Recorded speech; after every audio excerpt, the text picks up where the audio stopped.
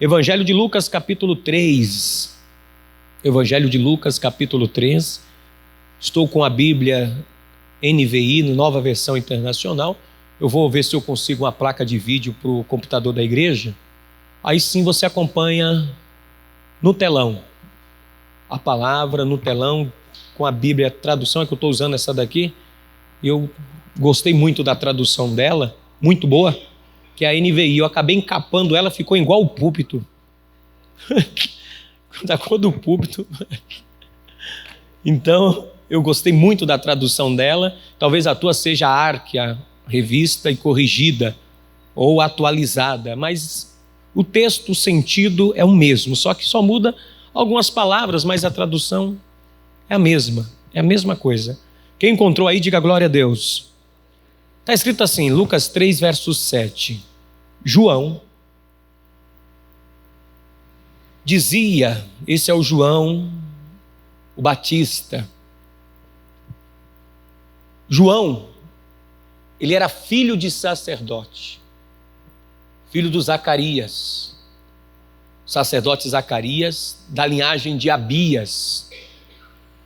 E esse João Batista, o nascimento dele já é extraordinário, porque João Batista é filho de Zacarias com a irmã Isabel.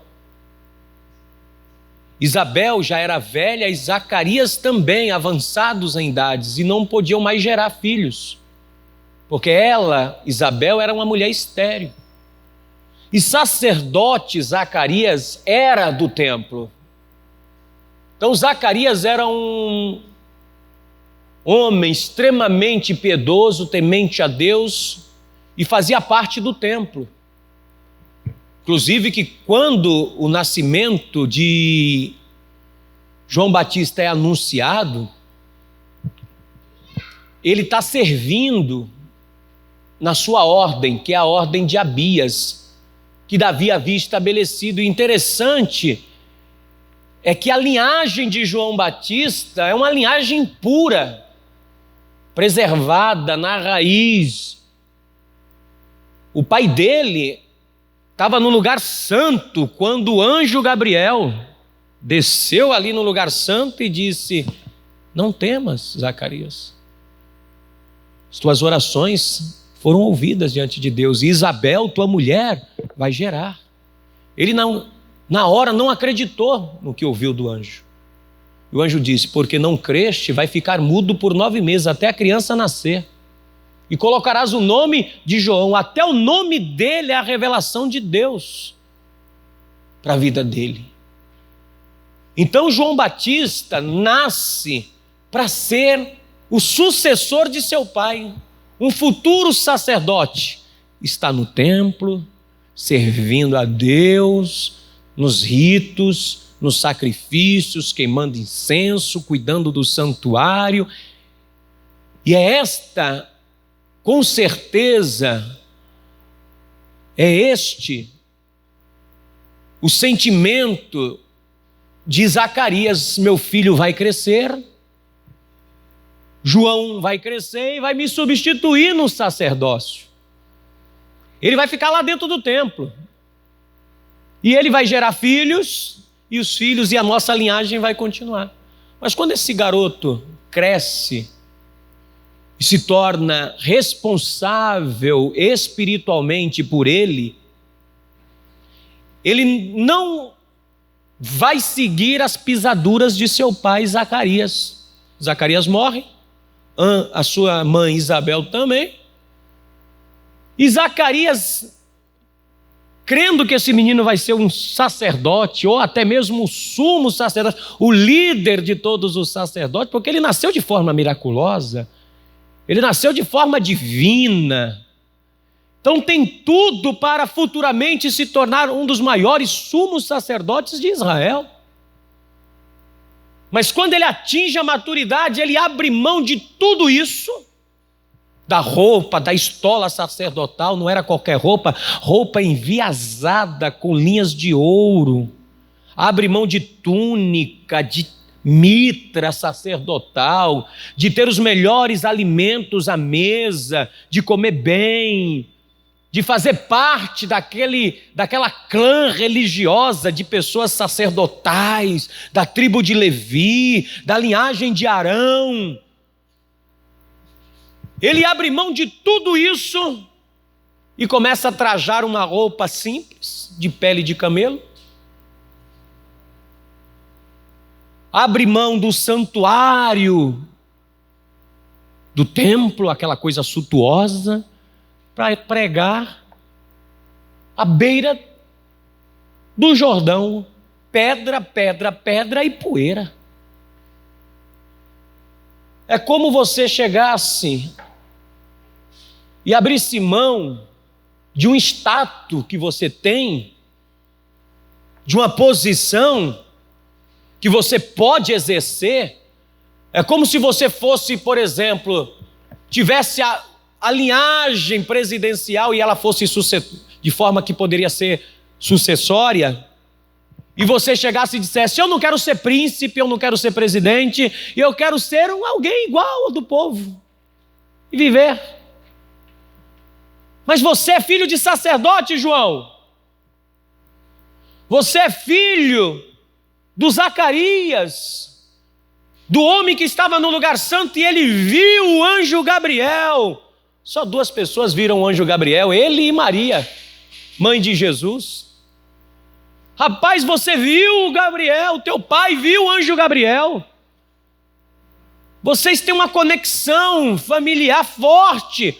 Seja você também um sacerdote. Não, ele abre mão para se cumprir nele a profecia que diz: voz do que clama no deserto, preparai o caminho do Senhor. Ele abre mão para ser alguém que vai fazer a preparação para a chegada do Messias, que é seu primo, Jesus. Porque Maria, na mesma época, com diferença de 3 meses, de Isabel para Maria, também ficou grávida. Maria do Espírito Santo, o qual gerou Jesus, o Salvador. O mesmo anjo Gabriel falou para ela: e olha, não se maravilhe não, porque a tua prima Isabel está grávida também. Então João Batista é primo de Jesus. Ele vai ser o que vai preparar o caminho para o Messias, mas ele ainda também não sabe que Jesus é o Messias, porque ele vai dizer, o próprio João dizendo: quando eu vi, eu não sabia que era ele, mas a voz que me mandou, batiza-o. Aí ele disse: este é o Cordeiro de Deus que tira o pecado do mundo. Então João mesmo não sabia que Jesus era o Messias. Ele não tinha esta convicção ainda. Somente quando teve com Jesus no Rio Jordão, nesse mesmo lugar onde nós estamos lendo aqui agora. Então esse João, que tinha pedigree, tinha linhagem, tinha status, tinha posição, ele abre mão de todo status, de toda posição. Ele podia ser sacerdote, ele não poderia estar vivendo esta vida. A dieta dele é comer tâmaras, mel silvestre, e comer gafanhoto, inseto. Onde ele poderia estar comendo vitela, picanha, maminha, cupim, porque parte do sacrifício era para o sacerdócio.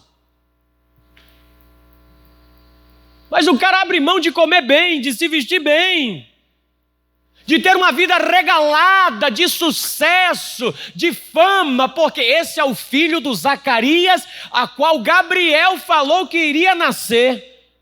Oh, minha gente, você imagine um homem aqui pregando para você que foi falado por um anjo que iria nascer, hein? As pessoas hoje já endeusam homem, sem anjo nenhum falar que ele é de Deus, não é? As pessoas já seguem seres humanos. Imagine um que foi falado por Gabriel ao seu pai, que ficou mudo 9 meses, só falou quando foi para colocar o nome do menino, porque queriam colocar outro nome, e ele disse: não, porque o anjo falou que é João, é Johanã, coloca o nome de João. Aí ele falou, quando a criança nasceu, mas ficou 9 meses mudo, 9 meses sem falar, porque duvidou do que o anjo falou. Então esse João abre mão de tudo isso, de todo esse status, de todo esse pedigree que as pessoas lutam e brigam para ter. Porque as pessoas querem fama, querem poder, querem reconhecimento, querem mostrar para os outros que pertence a tal família, que tem condição financeira, que pertence ao templo tal, ao suntuoso templo. Eu sou dessa congregação, eu sou dessa linhagem. As pessoas se vangloriam com essas coisas. E João disse: não, o objetivo é outro. Eu sei porque eu nasci, porque convém que eu diminua e que ele cresça. João sabia o lugar dele. Apesar de ser filho de sacerdote, ele não quer ser sacerdote. Apesar de ser de uma linhagem religiosa, ele não quer ser religioso. Ele quer ser aquilo que Deus tem para ele. Ele não aceita o que a religião impõe sobre ele. Porque se ele aceita o que a religião põe sobre ele, ele seria o quê? Sacerdote, não profeta. Você é filho de sacerdote, seja profeta, seja sacerdote. Porque teu pai foi pastor, você tem que ser pastor. É assim que o povo pensa. Teu pai foi médico, você tem que ser médico. Teu pai foi advogado, você tem que ser advogado. Teu pai foi isso, você também tem que ser isso. Tua mãe foi isso, você também tem que ser isso. Não aceita o que Deus tem para si, aceita o que a religião tem para si. E aí vive não o que Deus tem para a pessoa, vive o que os outros colocam sobre a vida dela. E João disse: não, eu não. Eu vou ser a voz que clama no deserto. João, ninguém vai lá te ouvir. Você vai pregar no deserto, rapaz? Tem povo aqui no templo. Quando tem festa aqui, dá quase 1000 pessoas. Você vai ministrar para 1000. Lá no lago, lá à beira de um rio barrento, cheio de pó, terra, cheio de serpentes, cheia de chacais do deserto, rapaz, de lobo. Tu vai ficar lá. Tu pode ficar aqui em uma das câmaras, em um dos quartos do templo. Bom, cama. Não, eu sou a voz do que clama no deserto. Eu sou aquele que anuncia a verdade. Eu não tenho ligação com ninguém. Português claro para você que me ouve pela internet e você que me ouve aqui na igreja. Um português bem claro: eu não tenho rabo preso com ninguém. Eu vou poder falar o que o Espírito Santo ministrar na minha vida. E ele parte. E ele parte nessa concepção. E é ele aqui que nós estamos lendo. Eu nem comecei a pregar, eu estou te dando uma introdução de João. Para você saber quem é que está falando. Para você saber quem é que está dizendo. E João dizia às multidões, esse João que eu acabei de falar, que saíam para serem batizadas por ele. As pessoas começaram a ir procurar esse João. Vamos lá ouvir o que ele tem para dizer. Apesar dele ser filho de sacerdote, ele não é sacerdote, mas ele é um profeta de Deus. É um homem que prega a verdade sem curva. É um homem que fala a verdade, e por causa que fala a verdade vai perder a cabeça, né? Porque tem alguns religiosos, algumas autoridades, alguns prepotentes que não gostam de ouvir a verdade porque a verdade lhe confronta. Gostam de viver na mentira porque o espírito que está na pessoa é de mentira. Então ela só atrai gente mentirosa para andar do lado. Então João parte para pregar a verdade. Sem curva, com sabedoria, para gerar arrependimento nas pessoas. Então ele dizia às multidões que iam ser por eles batizadas, sepultadas, que queriam morrer para este mundo e ressurgir para o reino de Deus. Eram pessoas que estavam interessadas em ser uma nova pessoa que ia até ele, porque quem não queria ser uma nova pessoa ficava no templo, lá na religião, na mentira, sendo enganado, sendo passados para trás. Mas quem queria um encontro com Deus ia ter com João à beira do Jordão. E mesmo essas pessoas querendo serem batizadas, João não batizava-as sem antes abrir os olhos delas para a verdade. E o que eu estou fazendo aqui hoje e o que eu faço há 16 anos é justamente isso: abrir os olhos daqueles que querem verdadeiramente fazer parte do reino de Deus. E é o que eu vou fazer contigo hoje. Que você saia daqui com teus olhos abertos para o reino de Deus, realmente. Então João está diante de uma multidão que veio ter com ele para serem batizadas. E a mensagem dele é uma só. No Evangelho de Mateus capítulo 3, está escrito que a mensagem dele é uma só. Vamos lá, por gentileza, deixa marcado aí, eu já volto aqui, mas vamos lá, porque Mateus diz qual é a mensagem dele. Vamos ouvir qual é a mensagem do João Batista, que é aquele que vai preparar o caminho para a vinda do Senhor. Mateus capítulo 3, versículo 1, quem encontrou, diga amém. Naqueles dias surgiu João Batista, pregando no deserto da Judéia. E ele dizia, olha a mensagem dele, qual é a mensagem, minha gente? Arrependei-vos, porque é chegado a vós o reino dos céus. Essa é a mensagem do arrependimento, da mudança de mente e mudança de comportamento, porque o arrependimento, a mudança começa primeiro na mentalidade da pessoa. Enquanto a mente da pessoa não muda, o comportamento dela não muda. Ainda que ela esteja na religião, na igreja, mas se a mente dela é uma mente atrofiada para a verdade, o comportamento dela é um comportamento falso.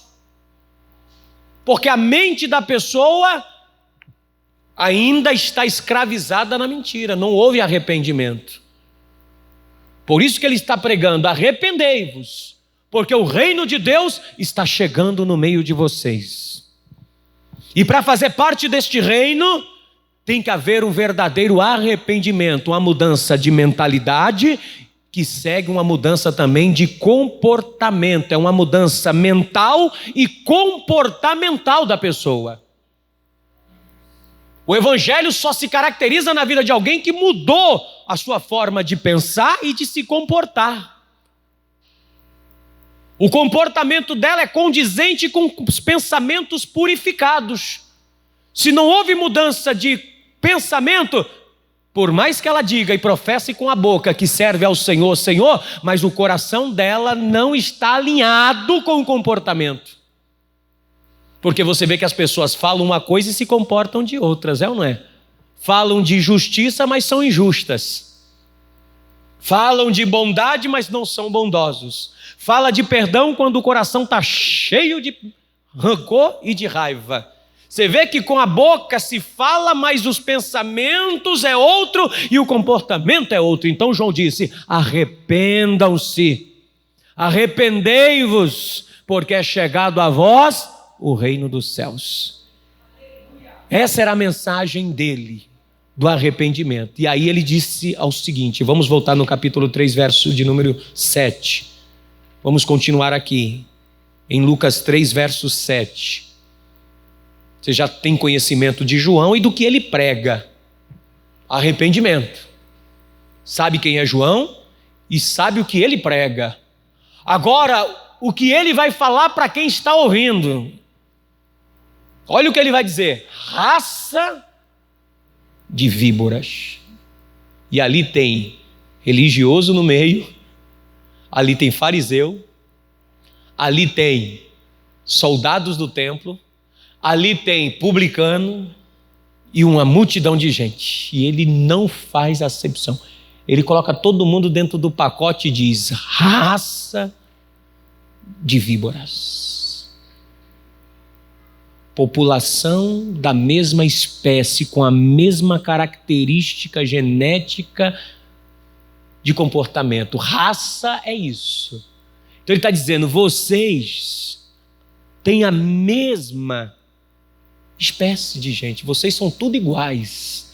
Quando ele está dizendo raça, ele está colocando, vocês são tudo da mesma espécie, as características de vocês de comportamento são as mesmas, então vocês agem igual, religioso, quem está no templo, o cobrador de imposto, quem está na multidão, soldados, todos vocês independente da classe a qual pertence, do grupo a qual vocês fazem parte, mas o comportamento de vocês são iguais. Traduzindo para você, você pertence a uma comunidade, o outro pertence a outra religião, outro pertence a um grupo político, outro pertence a um grupo filosófico, outro pertence a um grupo social, outro pertence a uma ideologia, outro participa de um outro grupo, mas todo ser humano se comportam igualmente nas suas ações e atitudes. Então ele olha para todo mundo e diz: vocês mentem. Vocês vão para o culto, vocês são sacerdotes, são fariseus, mas é mentirosos. Vocês são soldados, mas trapaçam. Vocês são publicanos, mas vocês são injustos. Você não é publicano, mas tem gente dentro da multidão que não é publicano, mas é injusto também. O soldado não é publicano, não cobra imposto, mas cobra suborno para defender o outro, quanto deveria defender o que não tem nada, ele só defende quem paga ele. Então João está dizendo, vocês são tudo da mesma espécie, estão envenenados pela mesma coisa, vocês estão envenenados. Então ele diz, raças de serpentes, não na atitude, mas no veneno que carrega dentro de si.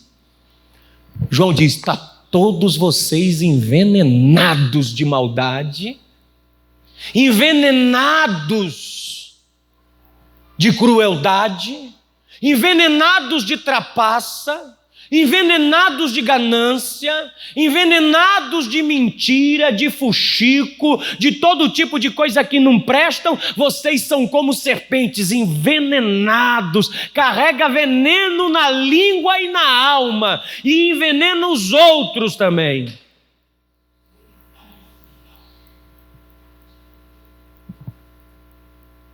Vocês envenenam. Vocês estão envenenando as pessoas. Vocês carregam veneno em vocês. Se vocês não se arrependerem, vocês vão envenenar todos que se aproximam de vocês. Se vocês não arrancarem esse veneno da alma, o ódio, a angústia que você transfere para os outros, a mentira, a trapaça, a ganância, o egoísmo, o amor próprio demasiado, que vocês só se preocupam com vocês mesmos. E isso vocês também envenenam quem chega próximo de vocês. E quem deu a vocês a ideia de fugir da ira que se aproxima? Quem colocou na cabeça de vocês? Quem ensinou vocês que vocês estão isentos de uma condenação? Quem disse para vocês, versículo de número 7, quem deu a vocês a ideia de fugir da ira que se aproxima, da ira futura? Quem deu essa ideia a vocês disso? De que vocês vão escapar, mas estão envenenados aí? Está cheio de veneno dentro de si, cheio de engano, cheio de mentira, cheio de amor próprio demasiado. Vocês não se preocupam com ninguém, vocês, pelo contrário, só pensam em vocês mesmos. Vocês estão pouco se lixando se o outro vai sofrer com a mentira que vocês inventam. Vocês pouco estão se lixando se vocês estão tirando proveito de um pai de família que está tirando da mesa dele. Vocês não estão nem um pouco preocupados com isso. Se vocês puderem tirar, vocês tiram mesmo. Porque vocês só pensam em vocês. Envenenados com essa maldade, com esse pensamento dentro de vocês. E aí ele continua dizendo, produzam frutos que mostrem arrependimento. Produzis frutos dignos de arrependimento, ou seja, arrependimento, ele é mostrado nas atitudes. Não diz que a pessoa se arrependeu, mas você não vê mostrar nenhuma de arrependimento. João está dizendo, vocês têm que mostrar realmente com obras, com ações, com atitudes que vocês mudaram, não só dizer que vocês têm por pai Abraão, e comece a dizer por si mesmo, presumindo, temos por pai Abraão, somos da fé, temos fé em Deus, e por ter fé em Deus, o que importa é ter fé, o que importa é acreditar em Deus. Podemos viver de qualquer jeito, envenenados e envenenando pessoas. Podemos ter fé, mas podemos falar mal dos outros. Mas temos fé. Temos fé, mas podemos passar a perna no outro. Temos fé, mas nós não precisamos liberar perdão para ninguém. Temos fé, mas ver o outro caído, eu passo por cima, não estou nem aí. Mas nós temos Abraão por pai. Somos de pedigree, nós somos da fé. Vocês ficam presumindo consigo mesmo, essa presunção, só achando, nós somos de Abraão, nós somos de linhagem de Abraão, e aí João Batista vai dizer, Deus pode até das pedras levantar filhos de Abraão. Deus pode criar filhos até de algo que não tem sentimento, duro igual uma pedra. Como o coração de vocês estão endurecidos para a vida e para o seu próximo. O coração de vocês estão somente em vós mesmo. Preocupado em vocês, eu como se o outro não comeu? Eu pago as minhas contas se o outro não pagou? Eu tenho se o outro não tem? Não estou nem um pouco preocupado com o que o outro... Mas eu sou da fé. O importante é que nós temos a igreja nova geração. O importante é que tem várias denominações por aí que está falando de fé. E João Batista diz, grande coisa que tem o templo, que vocês é de Abraão, que vocês sejam da fé, porque isso para Deus não tem importância nenhuma diante de Deus. Porque para Deus não importa se tu é da igreja A, B ou C. Para Deus não importa se tu é de Abraão, de José, de Isaac. Para Deus não tem nada disso. Para Deus, Ele está vendo se você realmente se tornou um ser humano bom, justo e honesto em Jesus Cristo, porque é isso que traz a bênção de Deus sobre um homem e sobre uma mulher nessa terra, não o que ele e de onde ele veio.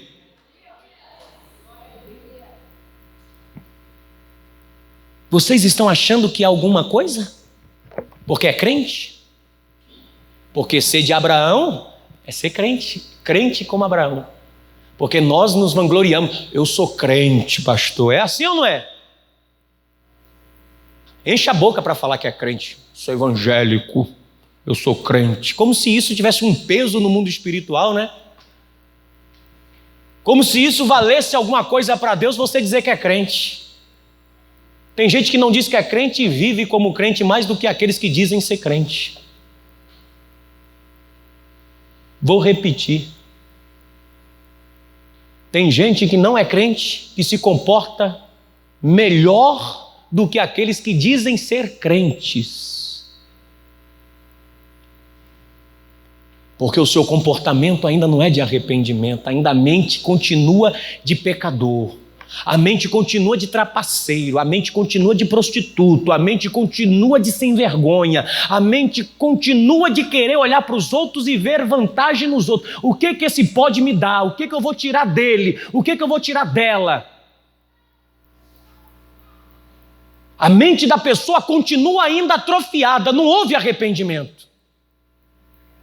E aí fica presumindo, eu sou cristão, eu sou da igreja. João disse, não presumais consigo mesmo, dizendo, temos por pai Abraão, pois eu digo a vocês que até destas pedras Deus pode fazer surgir filhos a Abraão.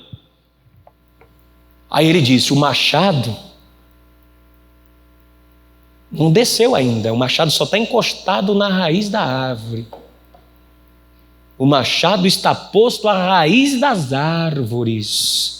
E toda árvore que não der bom fruto será cortada e receberá o fogo do juízo. Escute isso. Quando a árvore é cortada na raiz, ela seca. Qual é a alegoria que João está usando aqui? É uma alegoria, é uma figura de linguagem que ele está dizendo. Quando você não produz arrependimento, frutos de arrependimento verdadeiro na tua mente, no comportamento, e ele vai dizer o que é que precisa ser feito aqui já já. Ele vai dizer para a multidão o que precisa ser feito. Mas ele está dizendo, o machado já está posto à raiz da árvore, o comportamento de vocês não engana ninguém. Ser filhos na fé de Abraão não vai tirar o machado, não. O machado continua, mesmo vocês sendo filhos de Abraão, mesmo sendo da fé de Israel, mesmo fazendo parte do templo, mesmo indo lá sacrificar, mesmo indo lá, sempre continua o machado posto à raiz das árvores. Se não produzir bons frutos, vai ser cortado. Quando a árvore, quando é no tronco, ela pode ainda florescer. Pode ser renovada quando é no tronco. Mas quando a árvore é ferida nas raízes, ela seca. O que João está dizendo? Que a vida da pessoa que não produz arrependimento está seca. Pode estar vivendo, comendo, andando, mas é uma árvore seca diante de Deus, só esperando para ser colhida e lançada no fogo da condenação.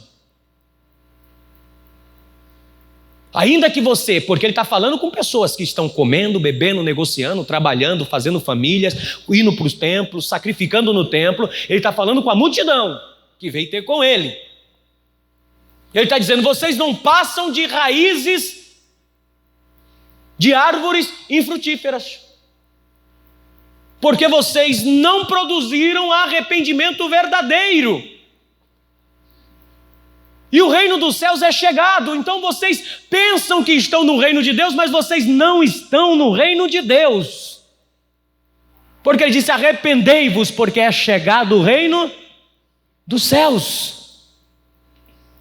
Se o reino dos céus chegou e ele está dizendo para essa multidão que eles não fazem parte do reino dos céus, porque ele diz, arrependam-se para que entrem no reino dos céus, porque o comportamento de vocês só estão permitindo vocês chegarem até a religião. O comportamento de vocês só estão levando vocês até o templo. O comportamento de vocês só estão levando as orações de vocês até as paredes do templo. O sacrifício, as ofertas e os dízimos de vocês só estão indo até o templo, mas não está entrando no reino dos céus. E o nosso objetivo aqui não é entrar em nenhum lugar, nem paredes de templo. O teu objetivo e o nosso objetivo é entrar no reino de Deus pelas portas, em nome de Jesus Cristo. E aí a multidão, ouvindo isso, ficou extasiada, regalaram os olhos e disse, nossa. A multidão, ao ouvir isso, ficou estarrecida. A multidão, vendo João falar isso, disse, não pode.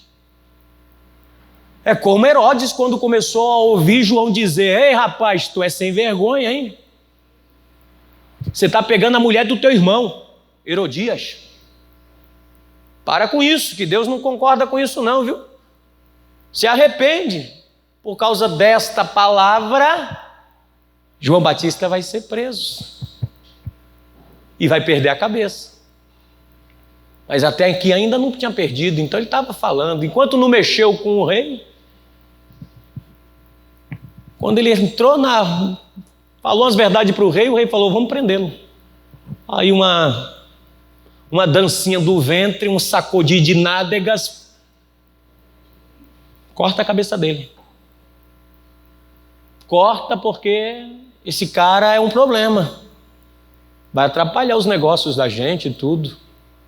Mas mal sabia que cortando a cabeça de um, nasceria outro ainda mais ousado do que João Batista, que era Jesus. Porque você pode até cortar minha cabeça para não falar, mas eu quero ver cortar o evangelho de Jesus Cristo que corta o homem. Você pode até querer calar as bocas daqueles que pregam a verdade, porque você não gosta de ouvir a verdade para continuar no erro, no pecado. Porque você gosta do pecado, você gosta da coisa ser vergonhice, muitas das vezes. Você gosta da prática da coisa. E aí a pessoa não quer mudança, então ela se contorce igual uma cobra quando está sendo jogada no fogo. Rasga, vai queimando. A verdade vai pegando ela por dentro e vai destroçando. É o que essa multidão agora começou aqui. Começaram a se contorcer igual cobra quando é lançada no fogo. E agora? Aí sempre tem aquele que faz uma pergunta não por si, ele faz uma pergunta por todos.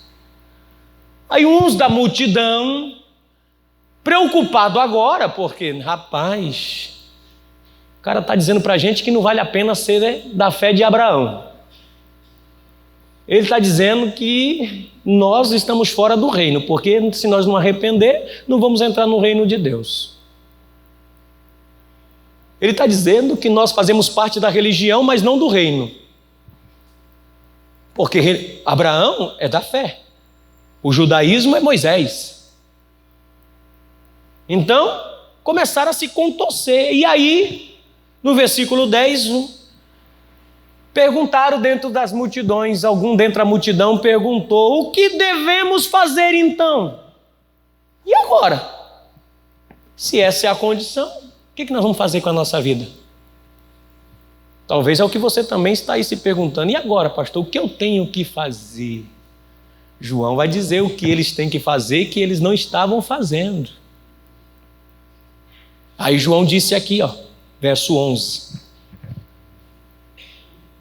E João respondeu. Olha só, vamos lá. E João respondeu. Estou aqui em Lucas 3, verso 11. E João respondeu: quem tem 2 túnicas? O povo queria saber. O que nós devemos fazer então, já que nós não estamos no reino de Deus? Estamos fora. Já que nós não somos inclusos no reino de Deus a qual tu está pregando. O que devemos fazer? Quem tem 2 túnicas, dê uma a quem não tem nenhuma. E quem tem comida, faça o mesmo. Quem tem comida, dá para quem não tem. Quem tem roupa a mais, reparta com quem não tem. Aí também vai dizer, não somente aos da multidão, mas os publicanos também perguntaram: e nós, que viemos para ser batizados, o que devemos fazer, mestre? João disse, aqui no versículo de número 13, não cobre além do que foi estipulado, ou seja, seja honesto, não tira vantagem de ninguém. Para de querer passar a perna nos outros. Os publicanos perguntou: o que nós devemos fazer então? Para de cobrar mais do que deve. Se a coxinha é R$3, cobra 3, não cobra 5. Se o imposto é 1.000, não cobra 2.000, cobra 1.000. Seja justo, honesto, verdadeiro. E aí alguns soldados também que estavam ali perguntaram: e nós, o que devemos fazer? Como se tivesse por classe, né? Como se a igreja evangélica tem que fazer menos, a igreja A tem que fazer mais, os crentes têm que fazer mais, o outro tem que fazer menos. Ou eu tenho que fazer mais e o outro tem que fazer menos. E João foi colocando todo mundo dentro do mesmo pacote. Da mesma situação. E nós que somos soldados, tem uma pontinha aí não? E eu que sou pastor, será que estou fora? E eu que sou obreiro, será que eu estou fora de mentir? E eu que sou membro da igreja, sou crente, tem alguma coisinha aí, para nós é menos? Sabe que nós somos soldados, né? Trabalhamos, defendemos, estamos à frente das coisas. Nós alivia aí, João, para a gente? João disse, aqui não alivia para ninguém. Aqui não tem chorumela. E alguns dos soldados lhe perguntaram: e nós, o que devemos fazer? João respondeu: para de praticar extorsão, para de tirar vantagem dos outros, para de ver os outros como alguém que pode me dar alguma coisa. Para de olhar os outros e dizer: o que essa pessoa pode me dar? Os soldados não perguntou, achou que ia ficar fora. Nem acusem ninguém falsamente. Para de ficar levantando calúnia dos outros.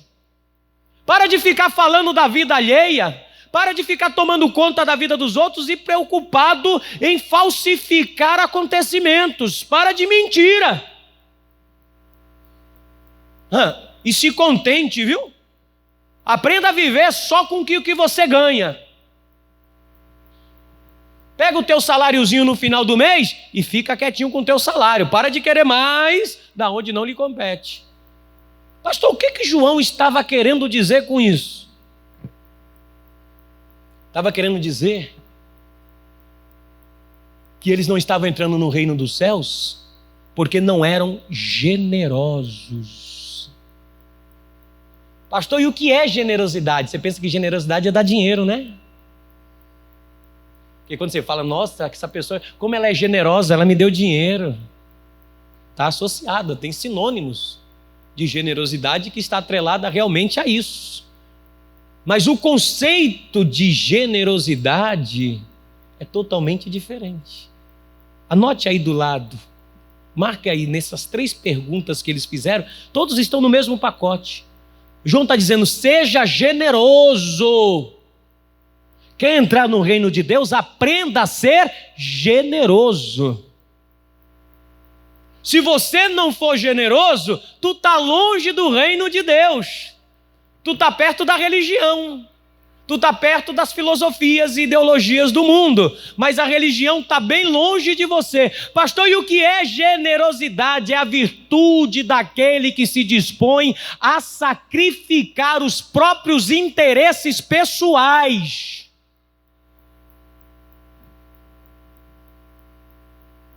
Para de pensar só em você e passa a olhar para o outro que está diante de você.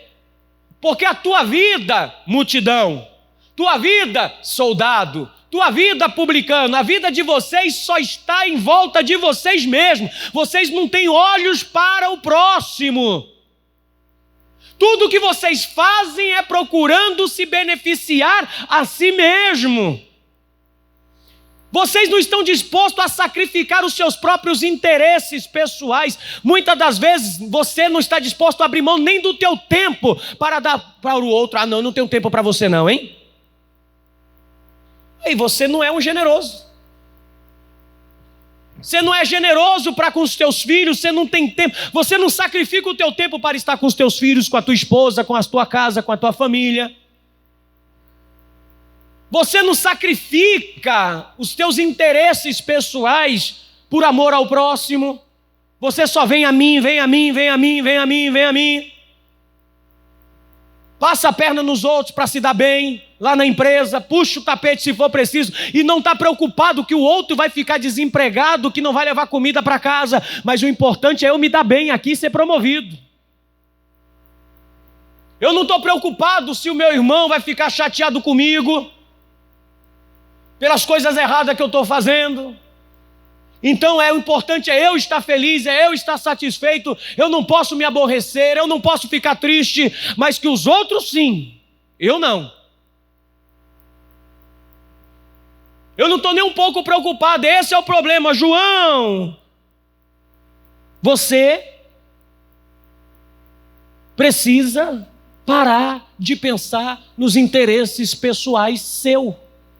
Pastor, mas se eu não se preocupar comigo, quem vai se preocupar comigo? O Deus que te criou e que fez os céus e a terra, Ele cuida de você quando você não é interesseiro e só pensa na sua própria vida.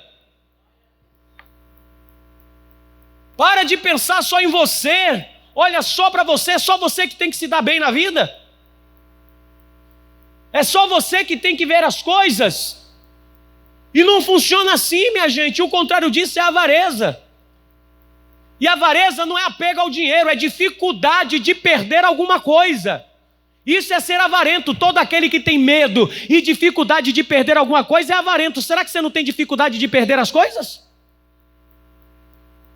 Será que você não é apegado às coisas? Para de ser avarento. Para de ser alguém que só pensa no próprio umbigo. Já faz amizade com os outros no interesse do que o outro pode me dar, misericórdia. Olha você agindo igual essas pessoas aqui. E essa não é uma característica de quem é salvo, não. Porque quem é salvo tem essa característica. E a salvação ainda não entrou na casa e nem na vida da pessoa. Não presumais achando porque você é da fé, que você é da igreja, que você é da religião, que você está salvo. Pastor, me provo como 1 mais 1 são 2. Em Jericó tinha um rapaz que era publicano, cobrador de imposto, que está nessa classe aqui, ó. O que devemos fazer? E ele queria ver quem era Jesus. E disse, eu vou dar um jeito, eu preciso ver esse Jesus. Aí ele corre à frente da multidão, sobe num pé de sicômoro para ver quem é Jesus. Para ver Jesus passar. Aí vem Jesus com a multidão. Para debaixo da árvore e diz, nem conhecia Zaqueu, não tinha afinidade nenhuma, mas já sabia qual era o nome do cidadão. Zaqueu, desce depressa, porque hoje me convém entrar na tua casa. Calma, não dê aleluia ainda não. Não, segura. Porque o fato de Jesus entrar na casa de alguém não quer dizer que tenha salvação lá. Não quer dizer que Jesus entrou na vida de alguém que tenha salvação. Jesus entrou na casa de Zaqueu, Jesus entrou na vida de Zaqueu, mas ainda não tem salvação não. Aí Zaqueu chegou lá e agora Jesus entrou na minha vida, Jesus entrou na minha casa, eu estou alegre, eu sou um privilegiado, eu sou uma bênção. Olha, tinha tanta gente ali, ele escolheu justamente a minha casa. Ai que maravilha, Jesus na minha casa, que bênção, que bênção, que bênção. Aí ele botou a mesa cheia de coisa, comida. Jesus entrou, sentou e ó,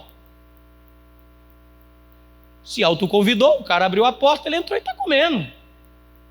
Tá nem aí, não prega para Zaqueu, não fala que ele tem que se arrepender, não fala que ele é injusto, não fala nada para Zaqueu. A boca não dá nem para falar, porque ele está cheio de comida. Tanta comida que Zaqueu deve ter colocado, um cara bastardo, um cara bem de vida. Está só forrando o estômago, é uma refeição do dia. Ninguém mandou ele abrir a porta, deixou eu entrar, eu entrei, ele abriu a vida dele, eu entrei, mas eu estou aqui sendo sustentado por Zaqueu. Talvez você está igual Zaqueu, só sustentando Jesus. Jesus está quieto. Aí Zaqueu, acho que na mesa está, digo eu, não o Senhor. Vou cogitar, Zaqueu deve estar na mesa. Ele não fala nada. Comendo tudo. Será que ele se esqueceu onde está? Onde ele entra na casa, alguma coisa acontece. Na minha aqui não aconteceu nada. Só a comida que está acabando. A comida está indo embora. Bem que disseram que ele é comilão e beberrão, amigo de publicanos e pecadores, mas ele deve andar com esse tipo de gente só para comer. Porque até agora na minha casa nada. Jesus tome comida para dentro com os discípulos, ó. Chamar discípulo para comer, meu amigo, chamar discípulo de Jesus para comer, ele vai comer. Se você não fazer o que tem que ser feito, tu só é mais um que está alimentando alguém. Zaqueu disse, já sei. É o que João Batista ensinava. Sacrificar os meus interesses pessoais. Mestre, opa, falou comigo? Estava comendo, pensei que... Falou comigo? Sim. Mestre, faça o seguinte. Vou pegar Lucas 19 a partir do verso 8, depois você lê na tua casa. Vou pegar metade do que tenho, dos meus interesses pessoais, e vou dar aos pobres. Jesus olhou e falou...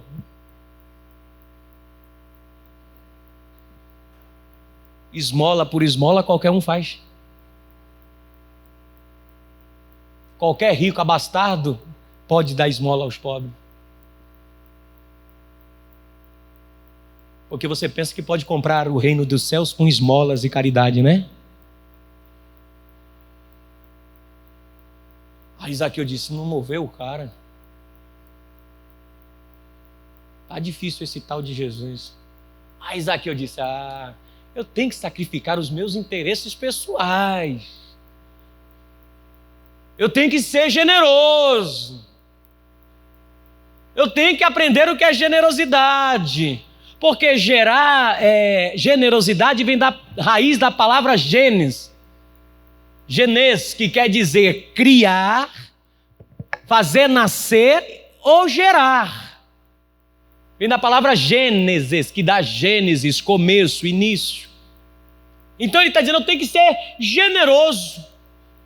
Eu tenho que ser alguém que venha nascer de novo e ser gerado de novo. Então, Senhor, dou sim metade dos meus bens aos pobres, mas se eu tenho defraudado alguém, se eu busquei só os meus interesses pessoais e não fui generoso, eu restituo cada um 4 vezes mais. Aí Jesus disse, eita, hoje chegou salvação nesta casa, porque este é filho de Abraão. Hoje ele foi gerado e nasceu de novo e entrou no reino de Deus. Pastor, eu quero entrar no reino de Deus. Para de ser interesseiro e se preocupar só com você. Se coloque de pé. Pastor, eu quero que a salvação entre na minha casa. Pare de pensar só em você. Seja generoso, seja alguém que nasceu de novo. Seja alguém que foi gerado pelo poder da palavra do Evangelho, que não se preocupa consigo, está disposto a sacrificar os próprios interesses pessoais por amor a Cristo. Então eu quero dar a bênção final antes que você vá embora. Eu quero que você vá para casa com esse pensamento. Será que eu sou um religioso ou sou alguém do Evangelho? Será que eu faço parte de uma igreja aonde que só estou preocupado comigo? Interessado em mim só?